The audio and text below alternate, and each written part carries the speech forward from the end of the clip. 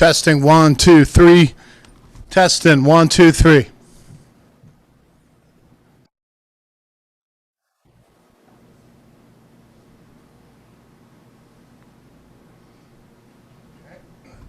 Start. Try that again.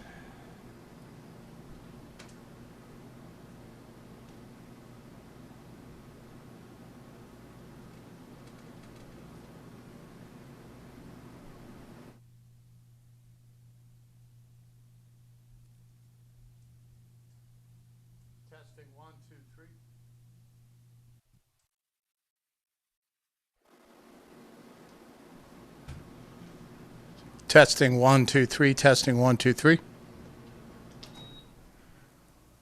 Testing 1, 2, 3. Testing 1, 2, 3.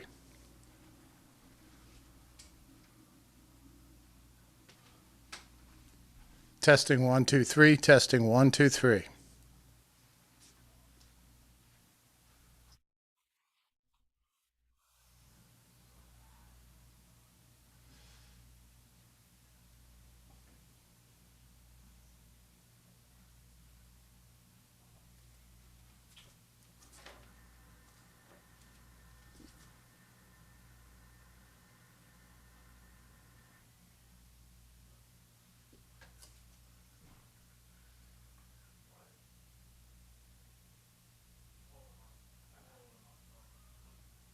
Come on.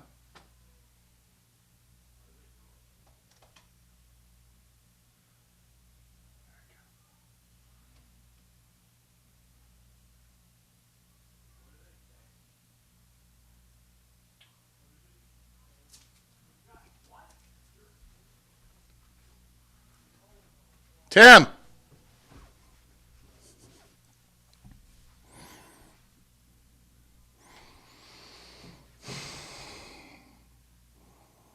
Let's see here. Testing 1, 2, 3.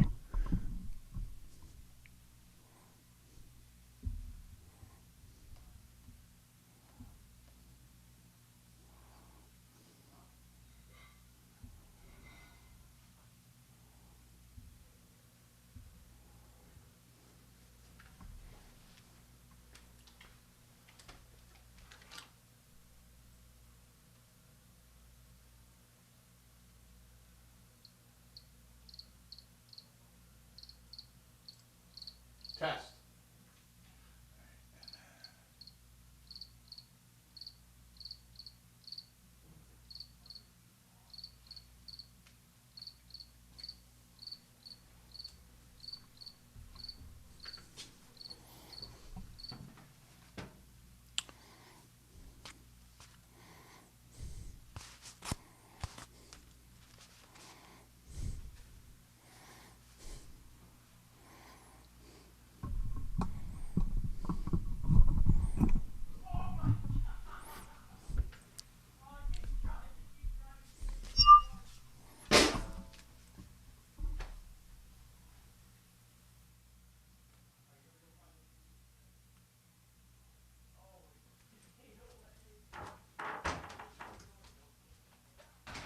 Timmy. I'm picking up on my mic, dude.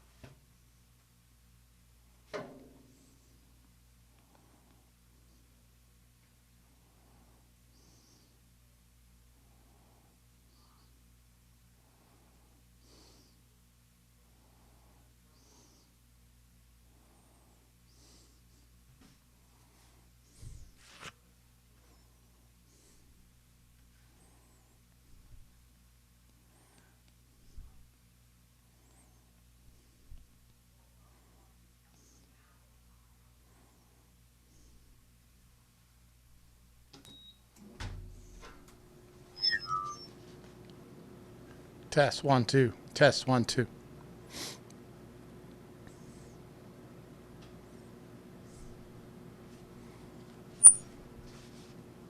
Test. 1, 2, 3. Test.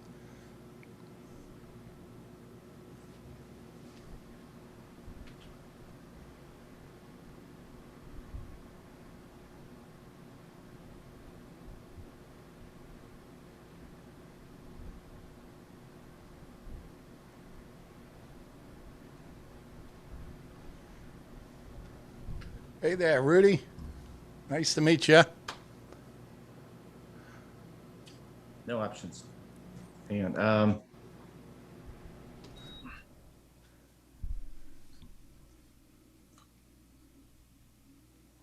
Hang on.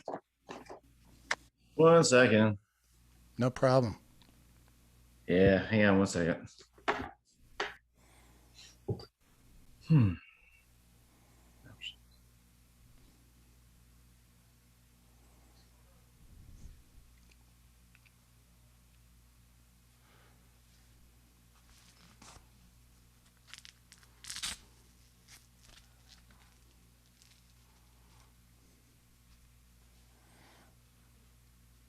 Well, that wasn't it.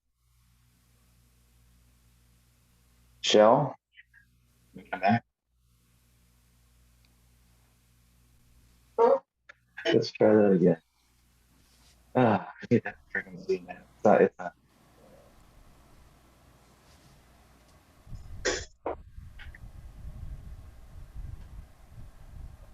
Let's open. Yes.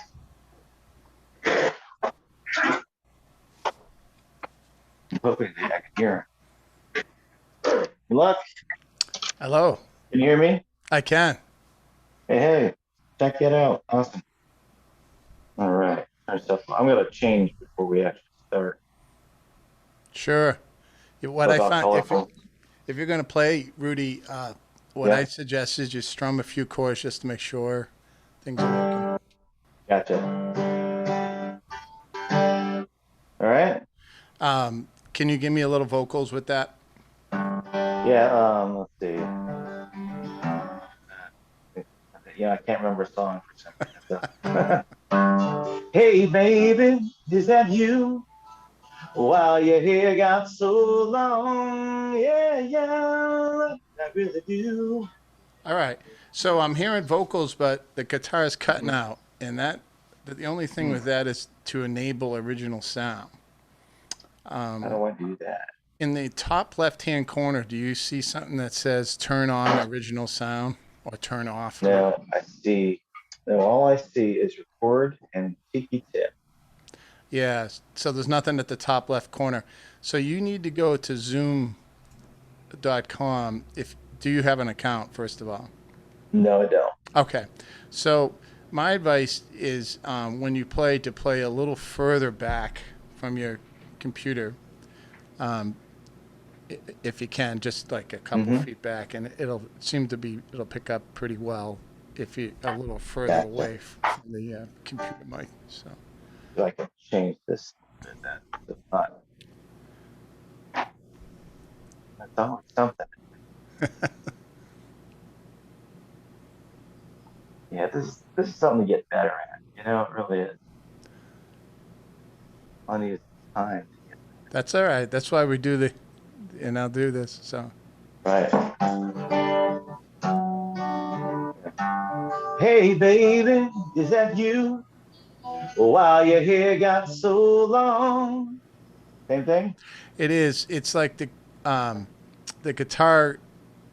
It's not cutting out, but when you're singing, it's diminishing to a Gotcha. point. So there's a gate. Okay, so whatever's strong is coming through. And Yeah, are you running? hey, baby, is that you? Any better? While No. your hair got no, not really. Is there? Are you mic'd at all? Are you mic'd? I am mic'd. I Yeah. am mic'd, but it's Turn up your guitar. That should do it. well, Um, it's not. It's the. I mean, I can play louder, but the guitar is not mic'd. got it.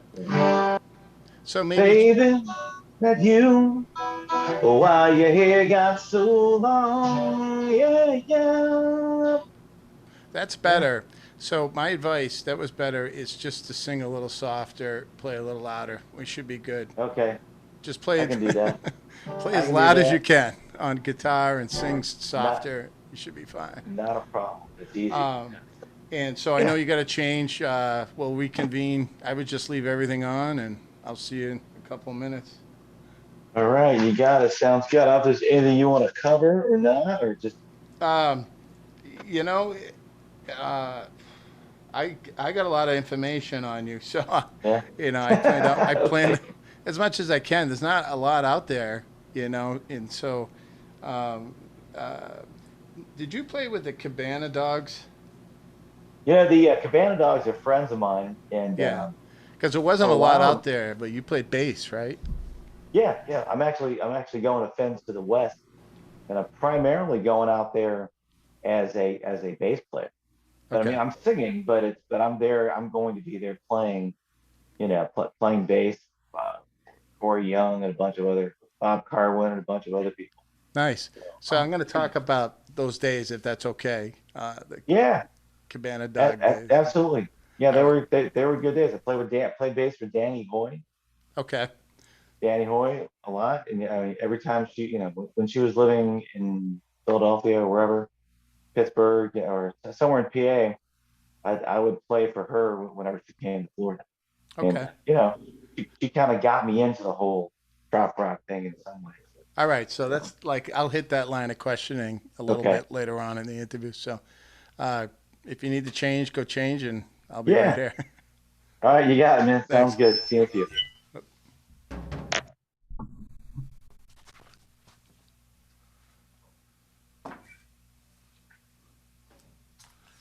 Test 1, 2. Why is that feeding back?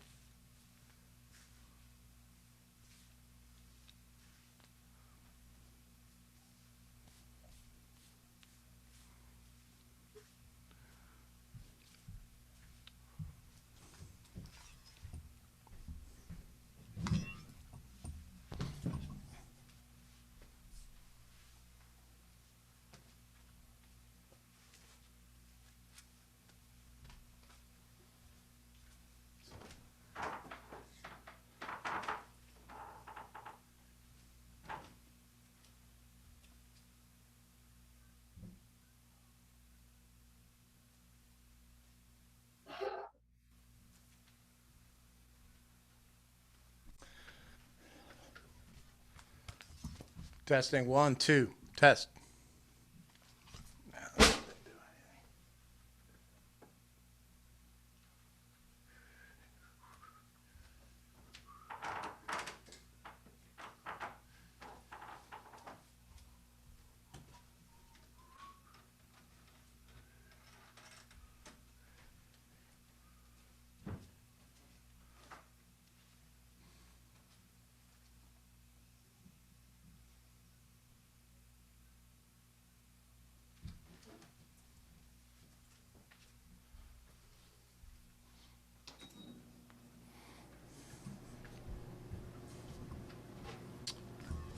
Test 1, 2. Testing 1, 2, 3.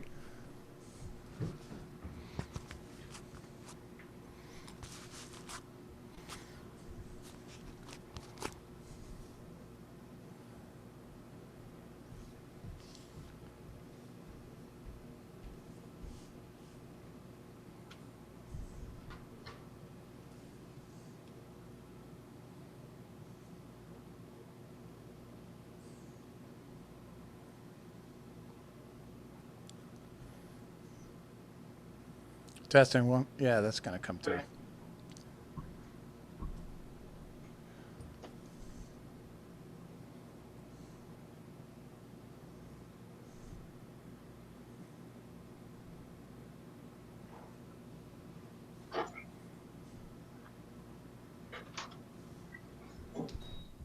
Earbuds, man, that's the way to go. Yeah, it is. My kids keep stealing all of mine, Rudy, and so I'm left with the rustic studio headphones. Gotcha. Well, it's hard to play drums though, and have earbuds on though. I imagine. Yeah, Unless they're better than these. I use in-ear monitors. I don't even like those.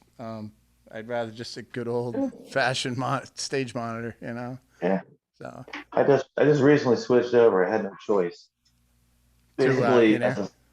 well, yeah, because as a singer, it's just gotten to the point where I don't know, maybe it's me, but like it's harder to hear yourself with with the way you want to hear yourself, and maybe it's a combination of things, but it sure is easy when you play 4 or 5, 4 nights a week to have in ears versus struggling, Yeah, without a doubt. Less equipment too. Yeah, no kidding, man, no So, kidding. They're a lot lighter. So um, so usually I do like this little quick 30-second intro, then we're right into the thing. Um, yeah, and so we're getting to that time. I'm gonna use my trusty iPhone here to get that going. So, yeah, go for it. No all right. problem.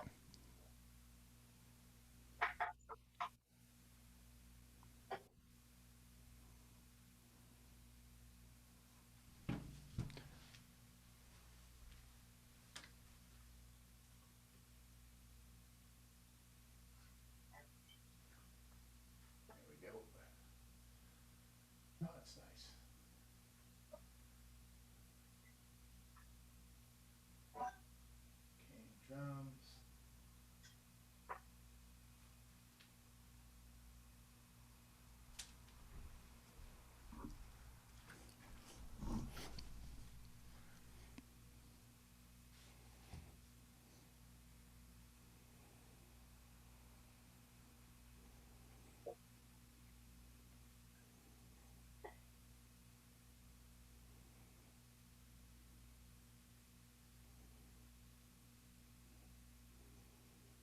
Shika daka daka daka daka daka da.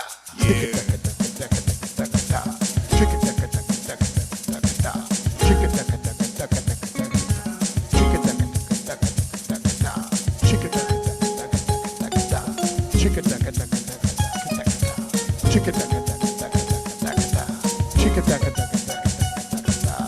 Shika daka daka daka daka da. Shika daka daka daka daka da. Shika daka daka daka daka da. Shika daka daka daka daka da.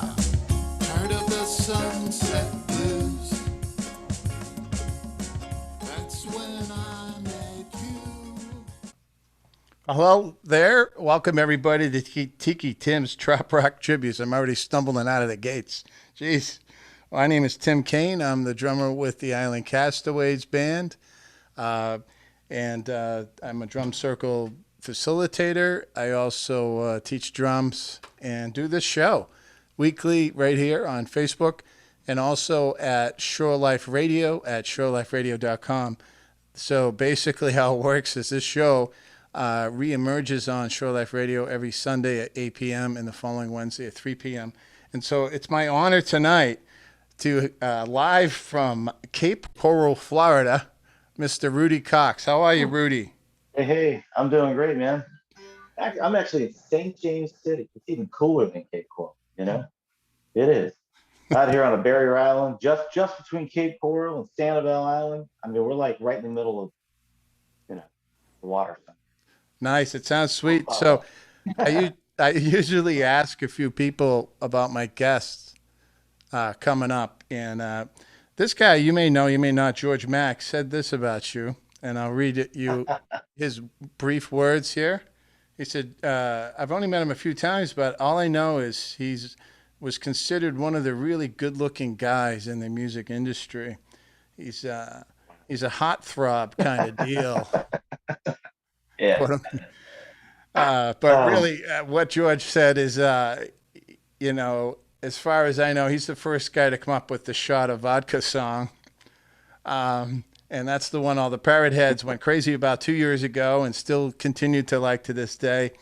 And he told me to talk to a couple other guys, John Beck, John Patty, Bill Cockrell, a couple other comments. He does have a pretty great ability to stand there just by himself with an acoustic guitar, but give the illusion somehow that he is much larger than he is. And that's not meant to say from a physical frame. What they mean to say is you're very good at talking to the audience and creating a party-like atmosphere with just yourself. Sometimes a band of 4 or 5 guys can't even pull that off, but Rudy seems to do that. And finally, you're a sneaky good songwriter, according to people I've talked to. A lot of the songs sound like they are ready for top 40 country and trop rock radio, and that's not easy to do and make it relatable to remember the song, and yet you seem to pull all that off. And so you got rave reviews on some of the Wow, research I did out there, Rudy. Um, cool. I so, owe a lot of people money, I guess. uh, Oh, so I got a bunch of questions, and the first one popped up today uh, in a Facebook post where I take a look at some of my guests' material. And you were taking some time off. You said you were taking a couple of weeks yeah. off to spend time with your family, write songs, rest the voice.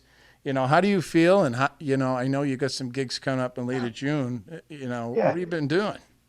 Man, I feel great. I mean, I feel good, but I tell you, there's a point where, when you're basically all winter long season down here. And I'd say ever since last September, once things kicked in past COVID, it was, everybody and their brothers coming down to Florida. So it's been busy this entire time. Um, with a little bit of success, it's easy to get very busy where we're at because it's kind of like Key West in a sense, a little slower for sure, but it's that tourist thing. So I'm busy constantly. I also do. I also have a day job. I realize that ruins it for some people when you say that, but I do, and it's just good to give your voice a break every now and then. And besides that, I'm somebody. I mean, I'm always thinking of new stuff. There's always new material. There's always some melody or something going. And unless you take enough time to be able to for it to be quiet and let those things happen, you'll never finish the song. I mean, there's a lot of people who can write a lot of great songs, right? But there's a difference between having it in you and then actually taking the time and the drive to sit down and make that part of your life. And so that's what I'm trying to do. Trying to have a little more balance. You know, Cool. that's. I mean, it's a You know, good thing. It's a good thing. But I feel good. I feel good. Some people have reached out to me since I put that up there. I'm like, calm down. It's all yeah, good. people are wondering if, there's something. What's happening with it? So, All right. Well, that was a good start. In going through some of your music, I'm kind of going to go backwards on this show in terms of questioning, but your last hit song, Last Call, which is a great song, by the way. oh, hey, Um, and I hope maybe you'll play for it, later on. Anyway, that was on Radio A1A for quite a while, and it actually had really good sea legs. It was on that top 10 for over a year. Um, how do you write a yeah. tune that gets that much traction for that long? You know? Ah. You know, everything that I try to write, well, one, I don't try to write. It just happens. In the sense, the melodies just tell you the stories. But the whole idea, if it's something real, as I say, write what you know. And that song came from like a lot of other songs. It's from a real life experience. I was playing and probably the worst. Uh, I could say bar, okay, but I mean the worst place I could. I mean this place was a gun and knife club. At midnight, everybody had, I mean everyone with ankle bracelets had to leave, kind of get home before parole, whatever, before the probation officer showed up. I mean, just the worst possible smoky bar. I don't smoke, so it's difficult for me to be in there. We were getting paid horrible money. I couldn't talk anymore. Or I couldn't sing anymore, but I could. I'm sorry, I couldn't talk, but I couldn't sing. So I yelled out, "Last call," because I couldn't say it, and someone yells, "Last call." I don't care who you know, where you go at all. That kind of, and it just happened. People were answering back and forth, and we made $60 at night for playing like a 4.5 hour smoky gig. I couldn't talk for 2 days after. But so those kind of things. Anyways, wrote it down. All those real life experiences. I mean, write what you know. I mean, think about this. If what you know is sailboats, you know, write about sailboats. If what you know is horses, write about because and I could say from that experience, being in that smoky bar, a place I didn't want to be in, Yeah. it was a Yeah. great start. Well, you did a video to go along with that, which is a great video. In fact, if people didn't see it, everyone, just like you just said, is echoing last call through the whole bar. In fact, the bar is, I think, is the low key Tiki bar on Yeah, Pine Island, right? yeah, yeah. The low key, the low key tiki is kind of like, I guess it's kind of become home base. The fact that I did the video there and the release party and all that kind of stuff, um, I'm sure that helps. But uh, that's on state. That's in St. James City, and that's not the bar that I was talking about when I wrote the song. By no means. This is an awesome place. It's right there on the water on Monroe Canal. There's a bunch of little bars there and stuff like that. It's just an awesome place. Nice. Did you record that like in one, night, Oh, one huh. song, Well, yeah. one Well, take? yeah. Well, the way that video goes, the way you do it is you record the song, and that took a bit, and then once you start recording the video, you've got the camera set up one angle, and then you're basically lip syncing, and then you do it again, a slightly different angle, and then you do it, a bunch of other times. So basically, I had about 100 something people from the island, all there to do the video. And the first time through was pretty easy to go. All right, look, got to act all crazy and excited, and they're going last, about the fifth time, it wears on a little bit. And about the eighth or ninth time we had to do it, setting up different angles. Like, all right, I promise you one more shot, one more shot. So someone do a conga line. That's when the guy Bobby, stepped up and did that. Worked out perfect. All right. So, I mean, a couple of the other songs I have questions on is like the Puppy Dog song. Why did you write that song?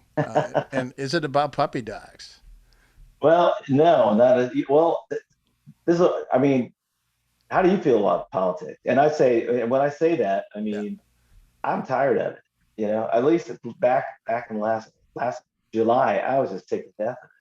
My wife and I had gone to Jekyll Island camping, and it was raining and everything. It wasn't a great time, but we came back. We're all happy in a good mood, and that was on a Saturday afternoon. By Saturday night, a friend who's totally on the right, I'm no longer friends with because he's yelling at my wife about something political. It's like, listen, enough of this.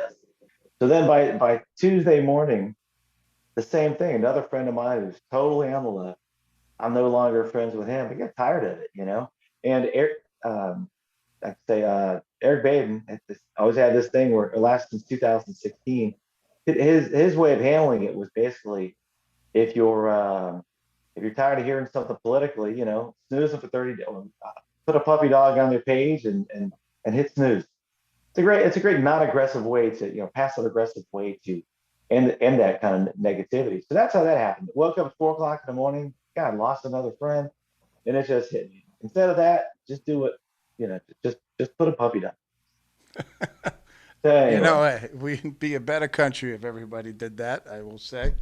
I I'm don't I'm like with to you. get into politics on my show Same, for obvious reasons.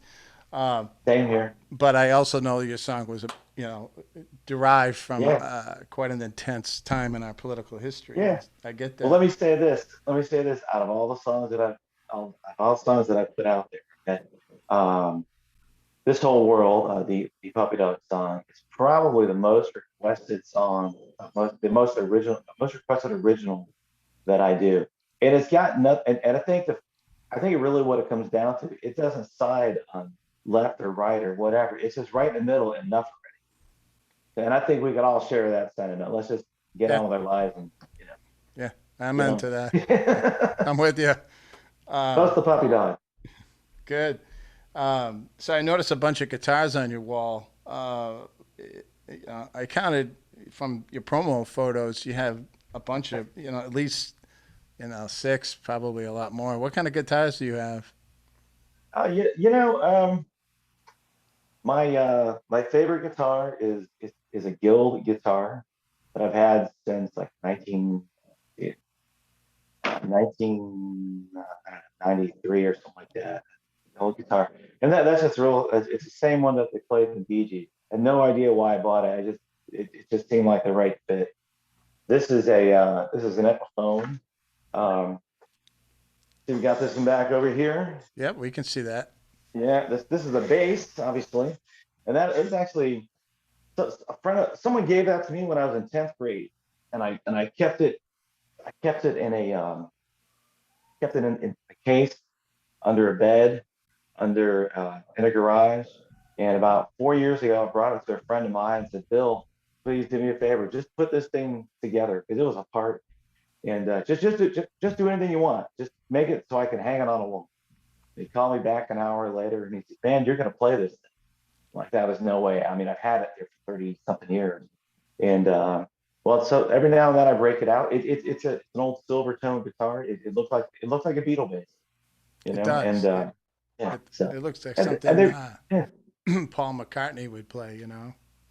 absolutely. But it's just like that instrument. It's not necessarily the greatest instrument, but it looks really cool. And I break it out every now and then. But I've got a Kubicki bass.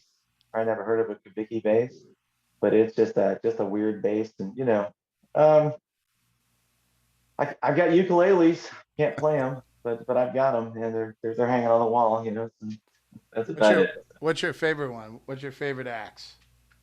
The Kubicki bass. I mean, I'm a bass player.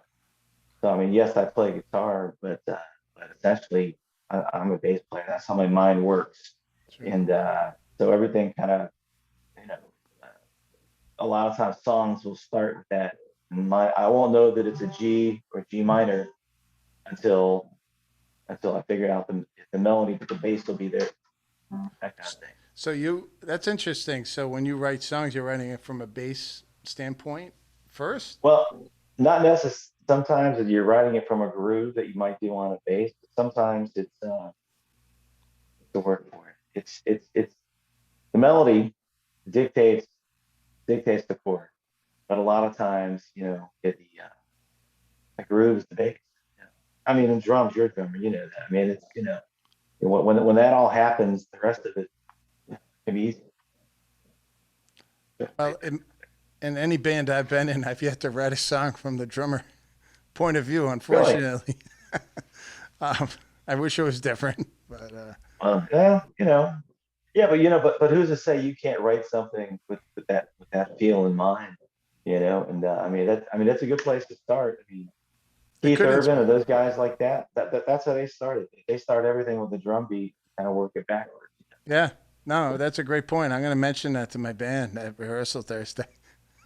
I'm in charge. We'll see how it goes. Things are gonna be different around here. Thanks. Listen, I talked to Rudy Cox, and he told me. Great. There you Uh, go. so, um, you had an EP published in 2018, and were there any early releases, or was that your first EP? And I think it You was know, called "Living on the Island," right? no. Well, Oh, that that was CD was actually, yeah, that CD was called Last Call, and the okay. song Last Call came out January of 2017. And what happened was the producer of that CD died, or the producer of that song passed away. So it took a while just to find out where to record and where, and just to put all those things in place. He was kind of the person. He was the kind of person he basically would take a song, and I mean, by the time I got there, a lot of times things were done and I had to undo them, or I was okay with them. But to do an EP, I wanted it to be more live, and that's where songs like 1953 came from, and things like that. And or Talk to Me, some of the other songs. Takes a Strong Woman's another one. Um, you know, so it took a while to get that. Now, prior to that, I've been on a bunch of other things, but I was, essentially anonymous. I went in, sang backup on something. You know, or I had recorded a CD uh, 20 years ago, but we never put it out. It's one of those things you record it, the band breaks up. Uh-huh. So it happens, trust So, me. so you have a vast archives that yeah. Yeah. Well, one of the songs that I put out this last CD was a song called "The One of My Own." I don't know if you had a chance to hear that or not. That's about my son.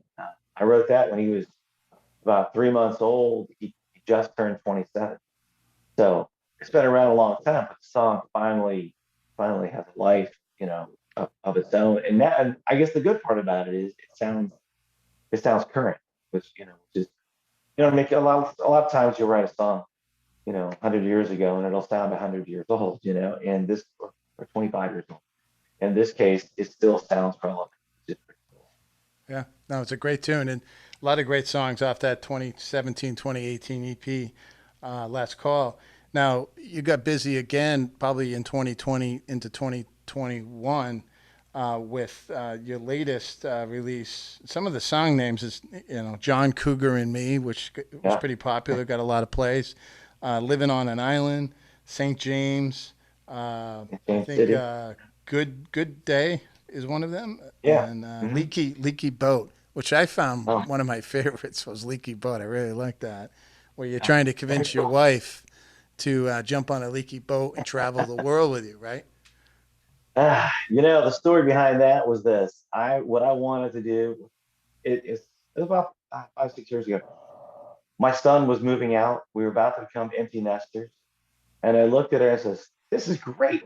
And she's, this is going to be an awesome time. We can actually live on a boat. We can buy a boat. I mean, we live near Fort Myers, Cape Coral, that area. So it's conceivable that you could live on a boat here and and be happy. I thought, and so rather than just shoot me down right away, she says, why don't you go out and investigate? Because that's what I do. I investigate this kind of things. I look at all the options. So I found the boat that I wanted, this Gibson boat, and I'm thinking this is great. Found the right kind of houseboat. I found a place you could maybe have it, whatever. And she, all right, cool. Well, what does it cost? I found that out. We can do that. We can afford that. But then it came down to, what does it actually cost to live on the boat? I mean, not the initial cost, but what's it really truly cost? See, and that's where it falls apart, because it's not a great idea. I mean, it sounds like a great idea, but it's not at all, because it costs a lot of money, and you got to pay someone to have it in their backyard, canal, or in a marina, and every time the wind blows, it moves, and it's not necessarily a good idea. I mean, do you have a nautical past that would? No, All right, so no, I don't. this would have been a No, no, no. rookie endeavor here. Oh, this would have been awful. I mean, really would have been. I mean, I've got a pontoon. You know, I've got an 18-foot pontoon, but I Yeah. know my only experience with like sailing was in college. You got to take those stupid PE courses, which makes no sense. Um, but I took a sailing course, and I almost sunk the boat. I mean, wasn't good. I mean, it's not a good. It's like I said, it was a bad idea from the beginning. But I got a cute song out of it, and she really did. At some point, it's like, listen, I'm not moving this. I'm not going to buy any leaky boat, or and it's been that way ever since. So your wife won. She won. She won. She was disappointed. She was disappointed. The last 4 years, I've said that at the end of the song, and she won. And when we recorded it, I didn't put that on there, and she's like, "I'm waiting for it. It's not there. What happened?" So, So you to put do it it back again. on. Yeah. Now that was a To do great it too. again. What was another favorite one off that most recent EP of yours? The most recent one, well, Yeah. one of my for me is a John Cougar Me, or Yeah. or one of my own is probably, I mean, when I wrote that song, I said my son was 3 months old, and I I had heard what Winona Judd was looking for songs. She was just having a baby, and this kind of, not that I wrote it with her in mind, but when you hear the song now, you're doing it in my mind. So, Yeah. so want to Um, hear it? I was gonna see if you wanted to do a little playing, Yeah, maybe play a couple tunes. Up to you which ones. But yeah. Well, well, let me play. I'll play a little bit of one of my own and kind of take them there. There's a part where I got a belt, so I'll do my best and not, you know, play it too loud. From there, right? yeah, Called and one of my own.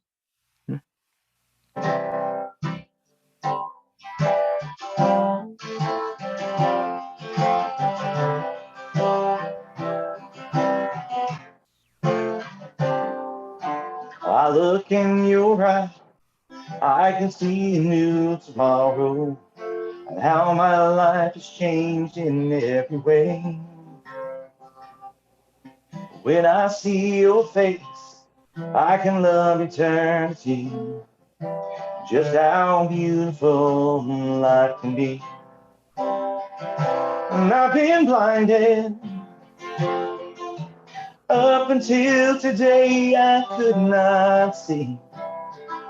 And I've been blinded, but I finally found someone who means them more than me. Felt alone, but now I'm finally holding one of my own.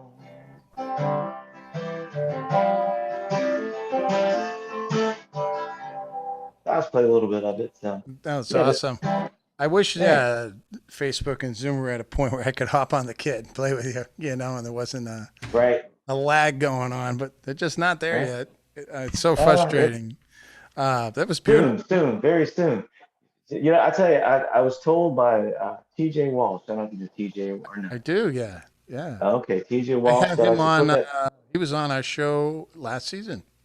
Yeah, tell you, TJ is kind of like he's one of the, he's been in his words, he's been playing professionally since 1966, and I was born in '66. So I'm like, all right, well, I could probably learn something from him, So he's like, that song needs to be out there, for Father's Day, whatever. I guess Mother's Day, but I was thinking Father's Day, and I got people who are sending me messages now that they're doing it, as father-daughter dances and stuff like that, which I thought was pretty cool. So hey, listen, the whole idea is that if you're a songwriter, you want to touch people's lives one way or another, you know, have them cry, have them laugh, have them get up and dance. So I'm gonna play that other song that you mentioned, which is Leaky Boat. Yeah, And I love uh, that too. and uh, man, I'm telling you, uh, just a little backstory about this. For years, I played this song locally, and they've had all sorts of there's been a whole well, this song it's Sunday morning blues too. There's little routines for kazoos and all sorts of stuff. Anyway, here goes Leaky Boat.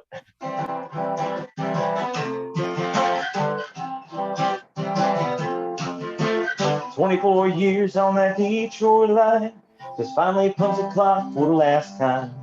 Now it's time to spend my days soaking up the sun. I said to the wife, hey, got a great idea. We'll buy that old time schooner. I'll even teach you how to steer, and then we'll sail around the world. What do you say?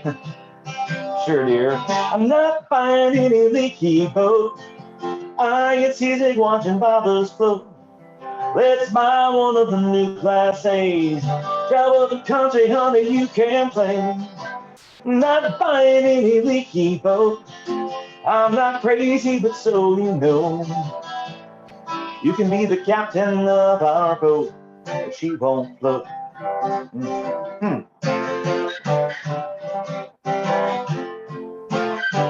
Well, I'll tell you, Tim, that really hit me hard. Been buying sailor boats for years. I even sold the cars, and I started talking like a pirate to all the neighborhood kids. Bought his and her sailor whites, DVDs of Gilligan's Hot Summer Nights, and I was about to win an online auction for the boat of our dreams. In your dreams of not buying any leaky boat, I get seasick watching bobbers float.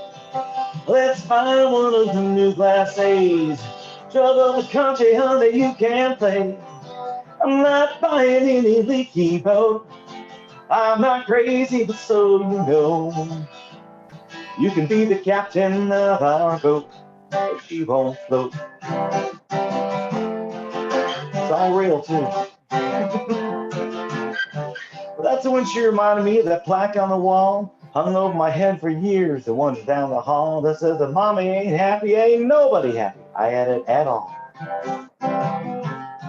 Till now we pull into the Texaco station, looking like the Navy made a land invasion. She calls me the captain, and I still call her my first mate. Everybody say, oh, me you do.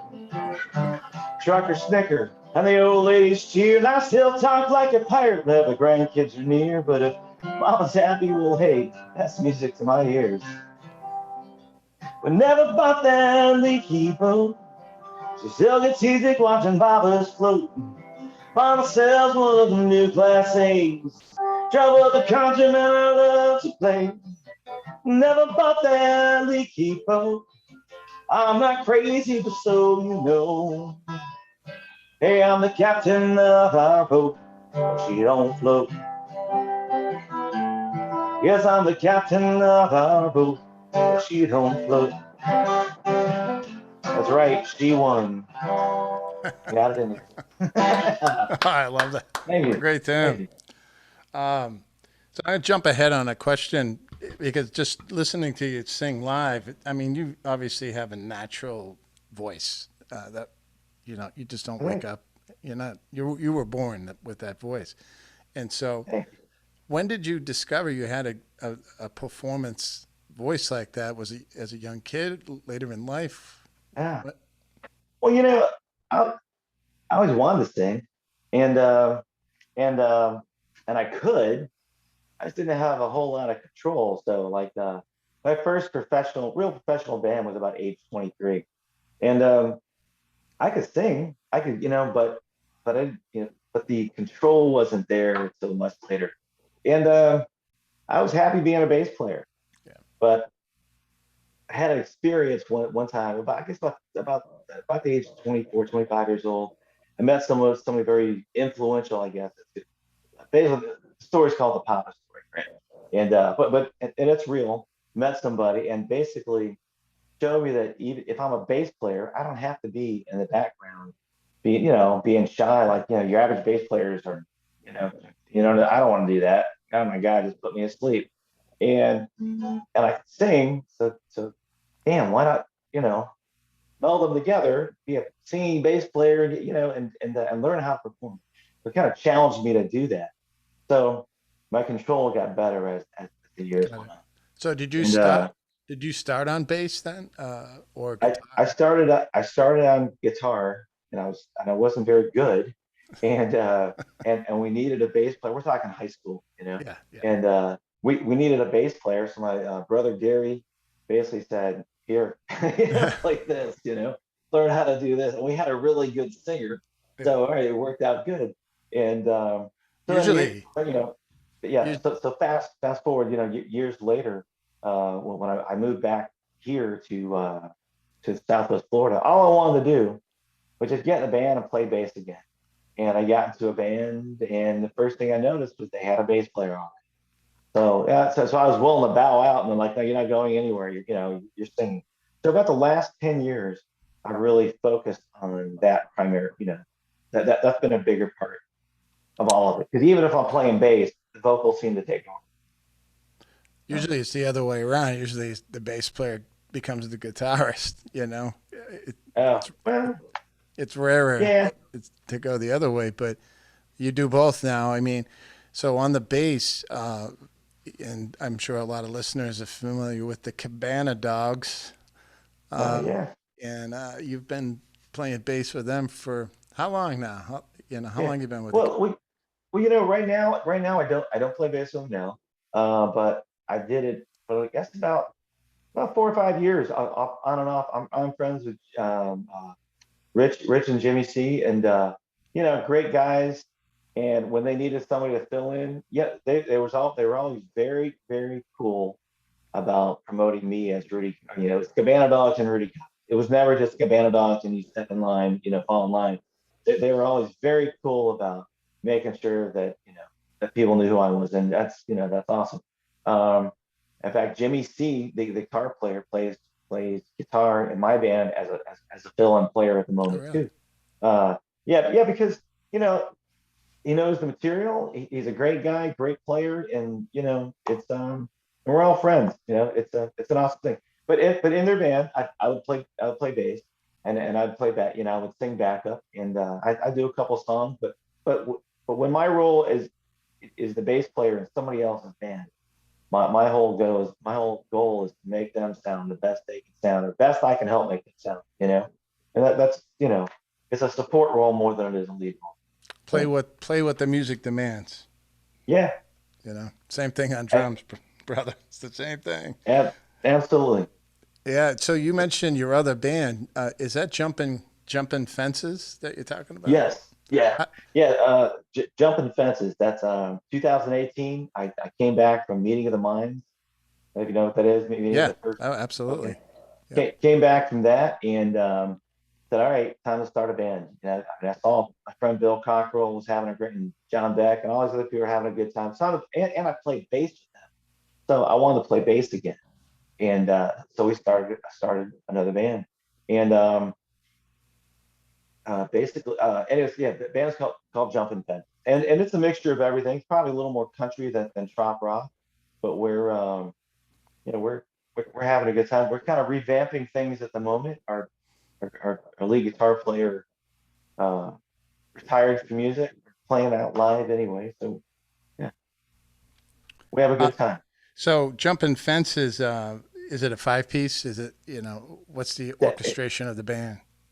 actually a three-piece band All right. for the most part, unless we have John Beck. I don't know if you have John Beck.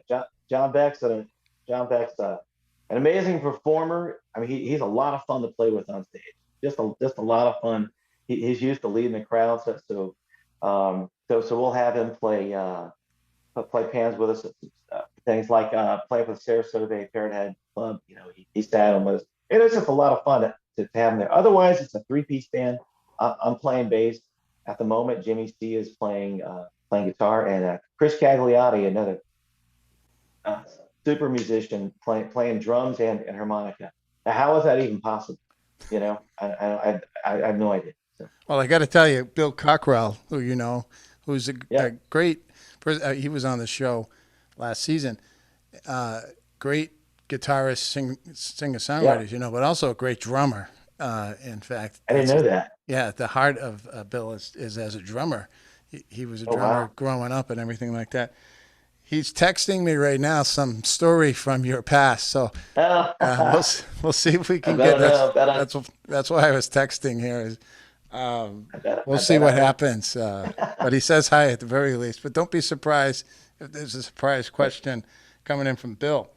Um, so, when you did your albums, did you use studio musicians? Did you write everything yourself? Did you do all the Oh, instruments yourself? okay.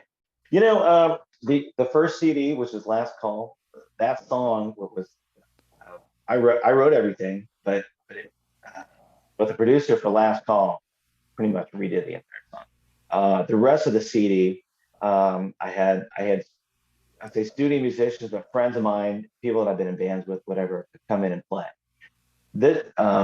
This CD, which is Living on an Island, we I got together.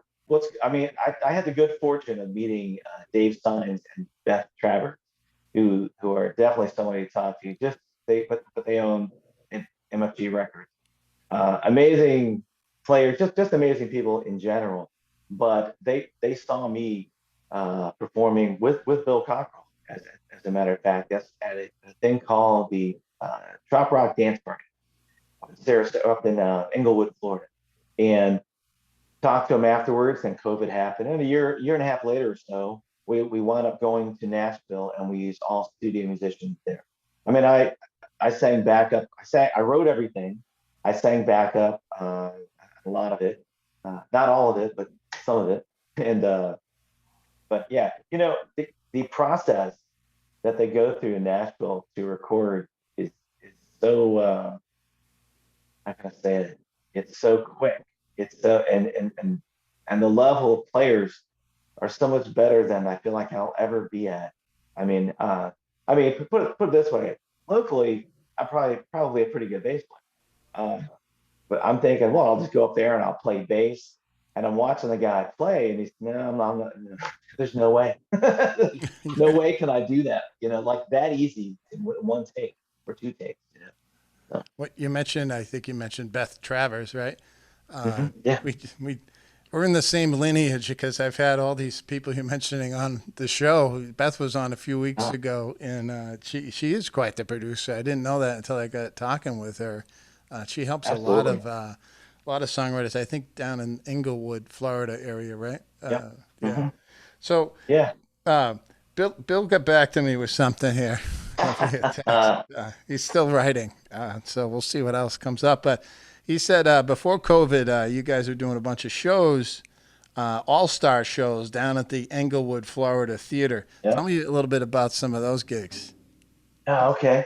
Well, that was put on by a friend of ours, Kurt Bowen and Jennifer Graham. And what they would do was usually it's kind of right about the time season ended here, which is about April 15th. It was somewhere around there, ideally right before, I guess.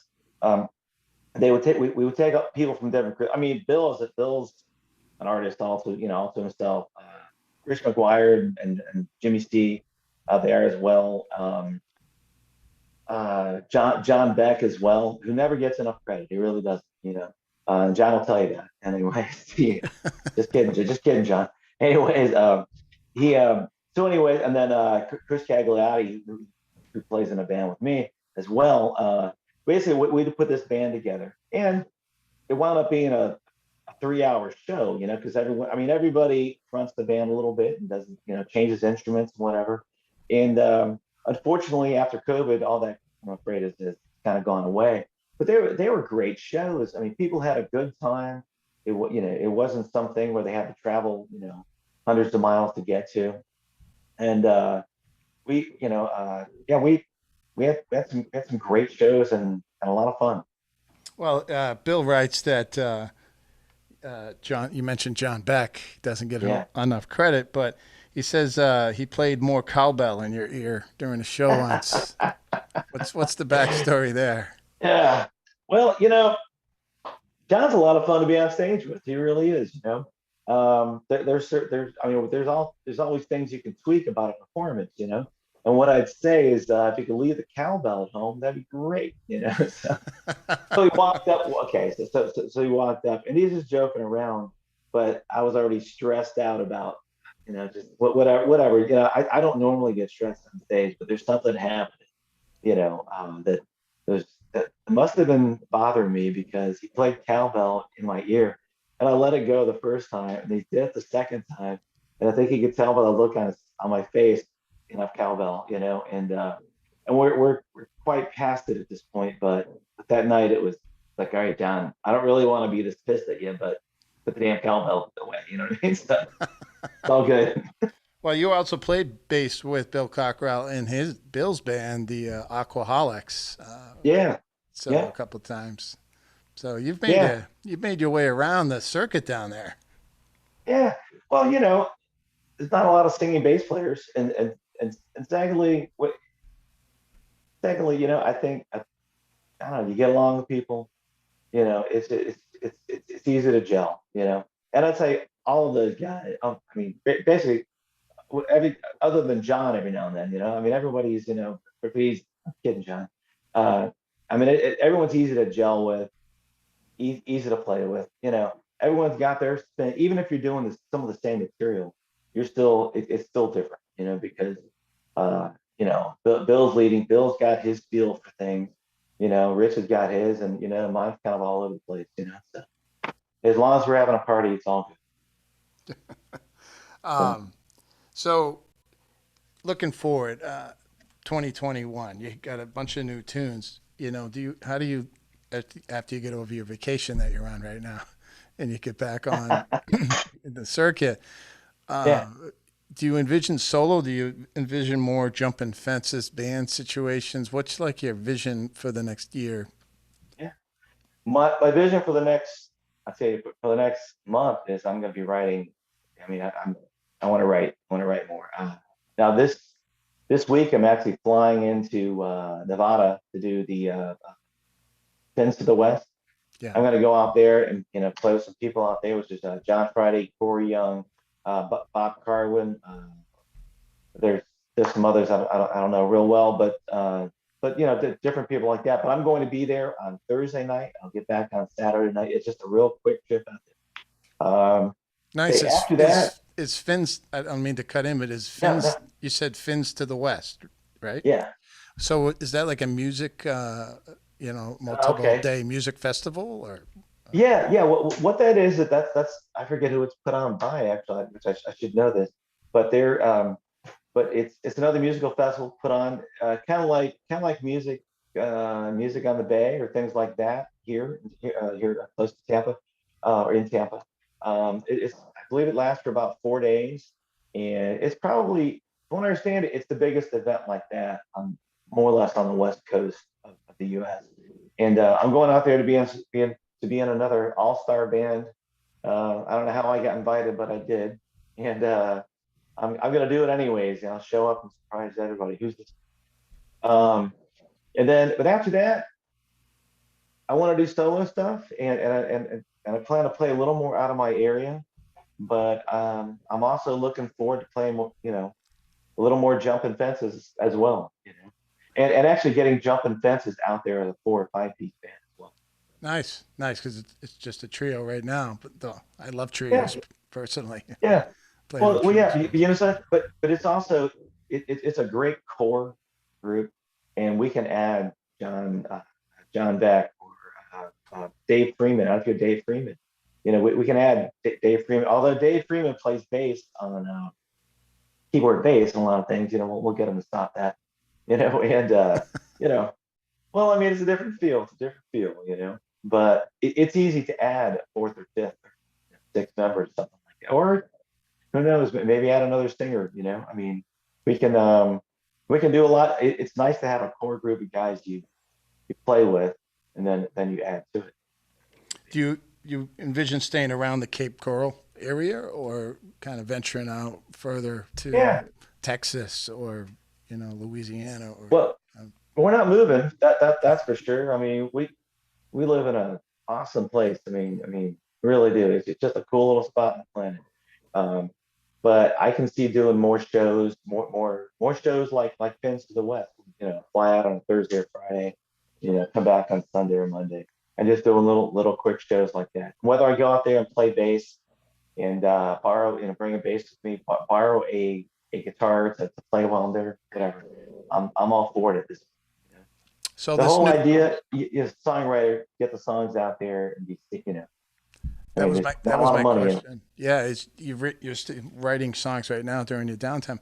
Do you think you're going to put out another album? You're going to start releasing singles, or Yeah. Well, I think we're gonna release. Well, wait, we still have some songs to release off of this CD. The whole idea, we didn't want to put everything out there, in one shot, because I mean, you know what it costs to record a CD. You don't want to, blow it all and stay in 2 months. So a little bit, we'll start pushing another song. Right now, we're pushing John Cougar and Me, and uh, not sure of the next one, but more than likely it's gonna be one of my own or St. James City. And but yeah, as far as new songs go, or as far as a new CD goes, I'm writing for the next CD now, and that's one of the reasons why take a little time off playing live, just to be able to put those things together. Like I said, the songs are always there somewhere in your head. It's just a matter of, for me, they're there. It's just a matter of, you need enough quiet time or downtime, sure. to make it happen. Sure. It's, just talking with people trying to line up guests for the show. I mean, things are getting hot. They're getting busy again, particularly, I'm sure, Inglewood, Florida area. Yeah, yeah. The But it they've been busy here since September. they have, It's yeah, been busy here.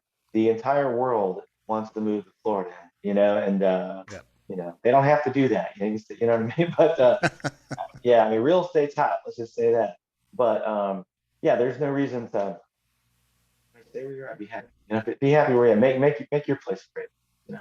So, So, uh, I do this thing called rapid fire questions. They're just quick questions, like 5 or 6 of them, and okay. you have 5 seconds to answer each one. Uh, this was I'll not do my pre-planned. best. You can see I talk a lot. This was not pre-planned. No, These questions were not shared ahead of this segment. not at all. And here we go with rapid fire Yeah. questions. Who was your first love, Rudy? Sherry. What was your biggest gig ever? Um, BSU event playing at Joe Robbie Stadium, which is the Miami Dolphins Stadium, plus 60,000. 60,000 people? Yeah, Holy smokes. That's a big one. yeah. What's your favorite chord to play on the guitar? chord, E flat diminished. E flat diminished. E flat diminished, but Uh, I resolve it to hold them at whatever. Half diminished, whole diminished. no, tell me. So when you we'll extend rapid fire. So when you diminish in E, Well, diminished, that's just half diminished, like this, right? Then you whole diminished, just changes the sound, but it's a different, but it's like I'm going somewhere and I come back. Okay, all right, let's you continue. asked. Who's your Who's your favorite musician? Doesn't have to be famous. Who's your favorite Oh, musician? famous musician? Oh man, that's hard. That's hard. Uh, Rod Stewart. Nice. He's Rod come up Stewart. quite a bit on the show, Rod Stewart. Yeah. Uh, He's. I mean, not to extend it again, but he's a guy. That, I mean, he's hell of a performer, underrated. I mean, he wasn't crazy, whatever. His voice is his voice, but he wrote a lot of great songs. So, and how do you top him as a frontman? So you can't. anyway, Yeah. Best speech. What's your best speech? my best speech. Beach. Where do you Oh, go when you beach. go to the sea? What's your favorite Oh, beach? beach. Oh man, St. James City Beach. It's about 20 feet. I don't. We, I live in Florida. I don't go to the beach. Is that That true sounds down there? funny. It's true, man. I mean, you see how tan I am, right? I was on Yeah. a boat this weekend, okay, and honestly, it's kind of like when you live right next door to. I know I'm killing your segment, but when you live next door to Disney World, you never go to Disney World because it's right there. You take it for granted. I drive over it. I drive over the causeway, and it's just one of those things. Yeah. Yeah. It's here.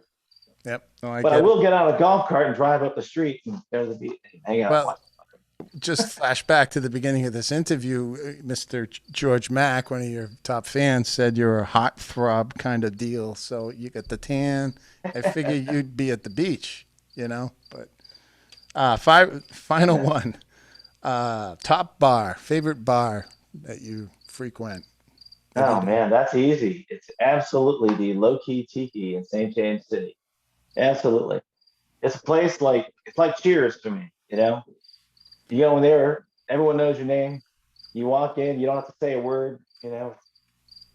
I got some Get kind a of drink. insect in my studio. It's a chirper that you probably hear it in my mic. It just started singing Uh, in my studio tonight. So if you hear yeah. that, that wasn't pre-planned. Um, so, um, did you grow up on Pine Island?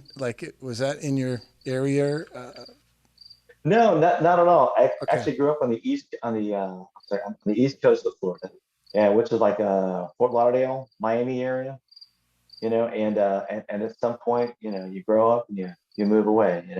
Lived in the middle of the state near Bill Cockrell for a little bit. Didn't know Bill, but around there, and went up on the West Coast about 10 years ago. This is like the forgotten coast in many ways. When you live on the East Coast, no one even knows this coast exists.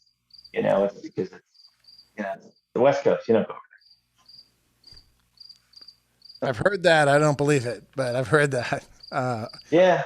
are there Well, alligators where you live? Have you oh seen? hell yeah, man. Yeah. Oh yeah, yeah. Well, if you're in Florida and there's a body of water, there's an alligator somewhere. Okay.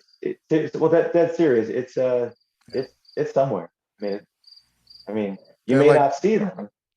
You may not see them, but they're there. Now, where I live, there's probably more sharks than there are alligators. Where we live on Pine Island, it's a fish estuary all around here, wow. meaning a lot of the water is only 4 to 5 feet deep, which is great for a lot of seagrass and stuff like that.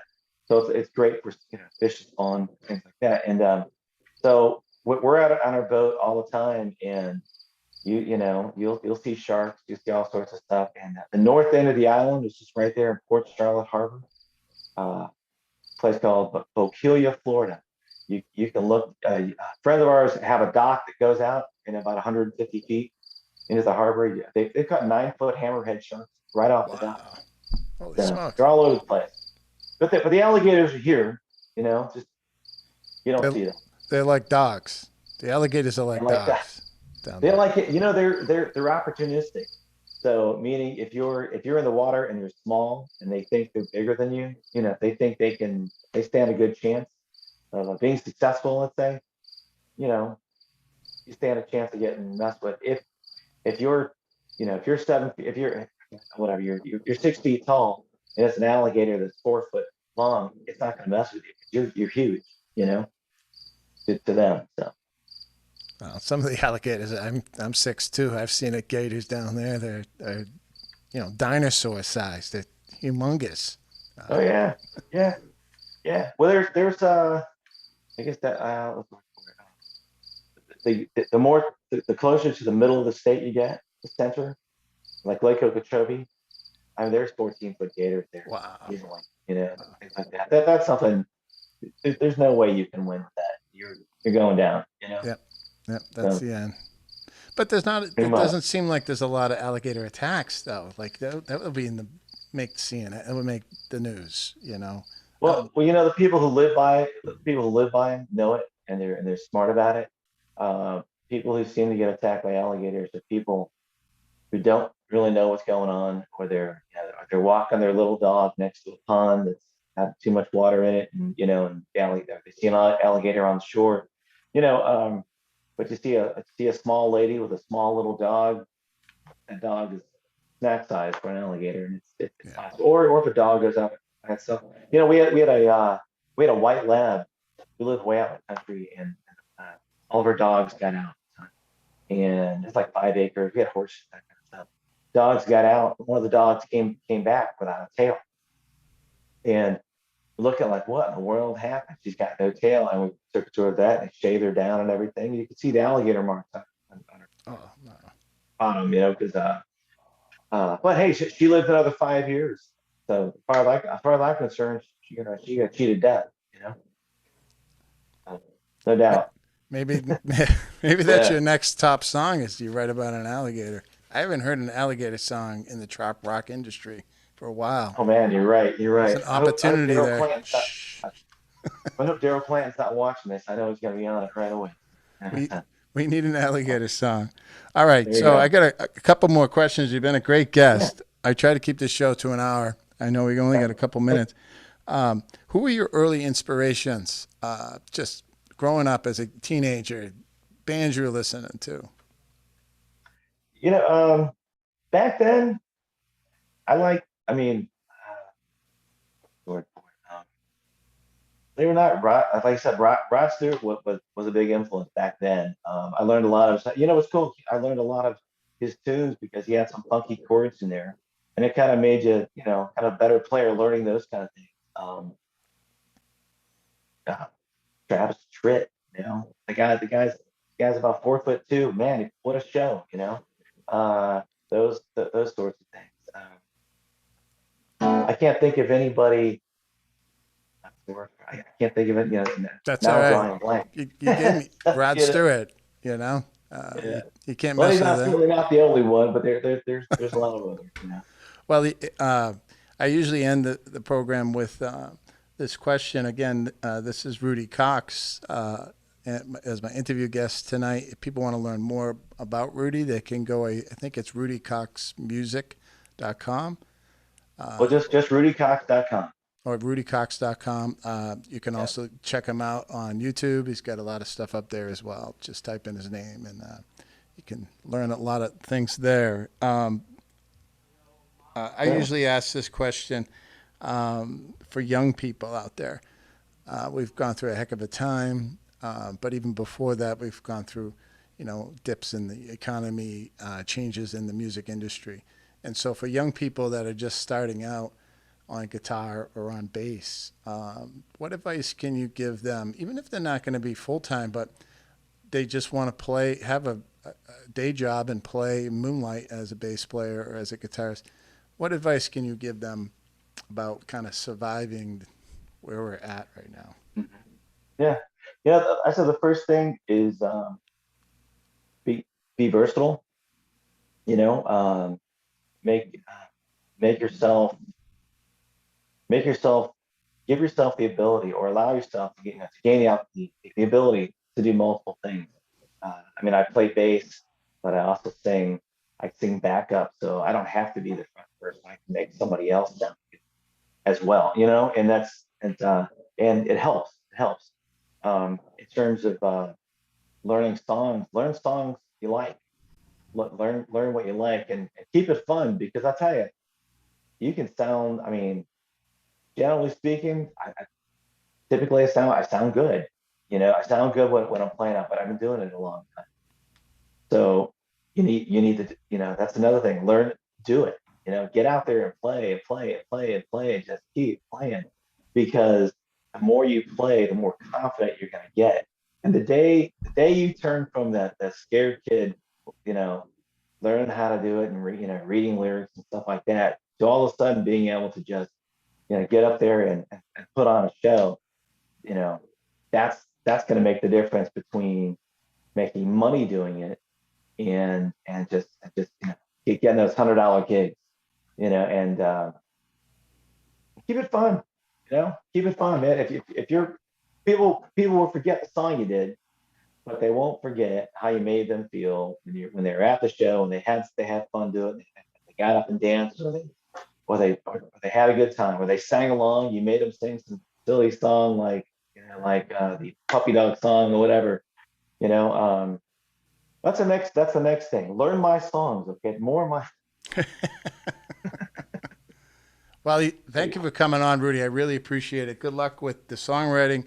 Good luck with coming back out on the scene and being healthy this year. I appreciate you coming on. And again, just for everyone listening, if you weren't able to listen to this whole interview, or you know someone that would like to check it out, this will be again on Show Life Radio at showliferadio.com this Sunday at 8 p.m. Eastern Standard Time, and then next Wednesday, 3 p.m. as an audio podcast. And so you can check out this interview, Rudy's music, and everything there. And so I appreciate you being on, Rudy, and we're going to sign off. All right. Thanks so much.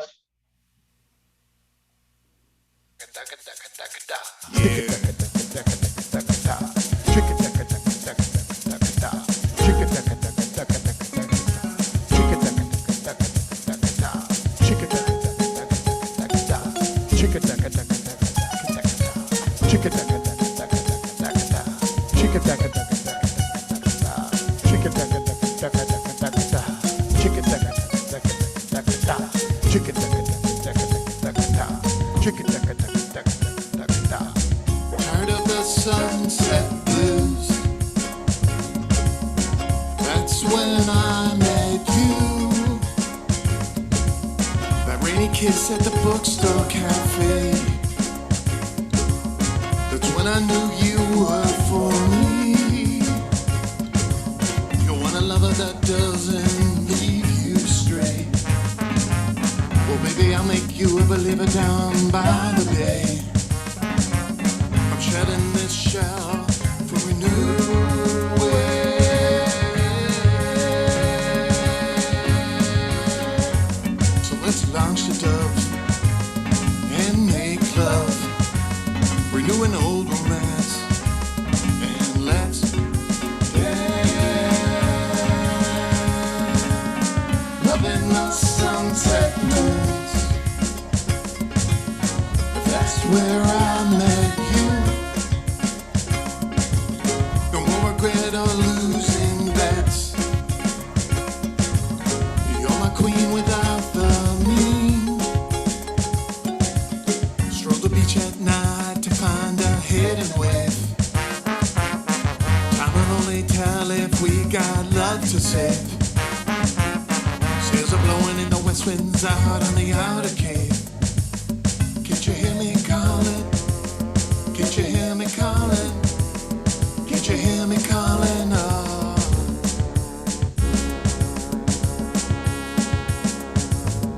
Instead of the sunset blues,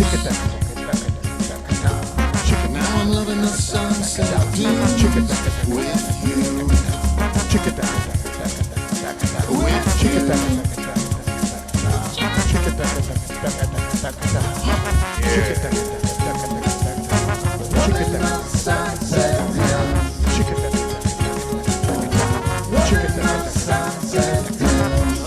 Sunset.